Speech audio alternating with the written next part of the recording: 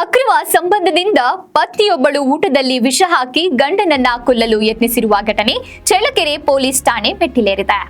ಹೌದು, ಇದು ಚಳ್ಳಕೆರೆ ತಾಲೂಕಿನ ದೊಡ್ಡೇರಿ ಗ್ರಾಮ ಪಂಚಾಯಿತಿ ವ್ಯಾಪ್ತಿಯ ಬೊಮ್ಮಸಮುದ್ರ ಗ್ರಾಮದ ಲಕ್ಷ್ಮಣನ ಪತ್ನಿ ಸಂಗೀತ ಹಾಗೂ ಅದೇ ಗ್ರಾಮದ ಈರಣ್ಣ ಇಬ್ಬರ ನಡುವೆ ಅಕ್ರಮ ಸಂಪರ್ಕ ಇರುವ ಬಗ್ಗೆ ಗ್ರಾಮದ ಕೆಲವರಿಗೆ ತಿಳಿದಿದ್ದು, ಈ ವಿಚಾರ ತನ್ನ ಗಂಡನಿಗೆ ತಿಳಿಯಬಾರದೆಂದು ಪತ್ನಿ ಸಂಗೀತ ಹಾಗೂ ಈರಣ್ಣ ಇಬ್ಬರೂ ಸೇರಿಕೊಂಡು ಅವರ ಸಂಬಂಧವನ್ನ ಮುಚ್ಚಿಡುವ ಸಲುವಾಗಿ ಸಂಚು ರೂಪಿಸಿ ಗಂಡನಿಗೆ ಮುದ್ದೆ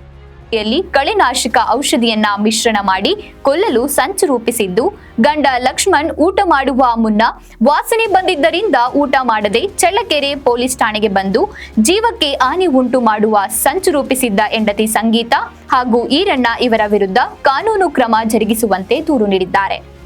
ಪಿಎಸ್ಐ ದರೆಪ್ಪ ಚಳ್ಳಕೆರೆ ಠಾಣೆಯಲ್ಲಿ ದೂರು ದಾಖಲಿಸಿಕೊಂಡು ತನಿಖೆ ಕೈಗೊಂಡಿದ್ದಾರೆ.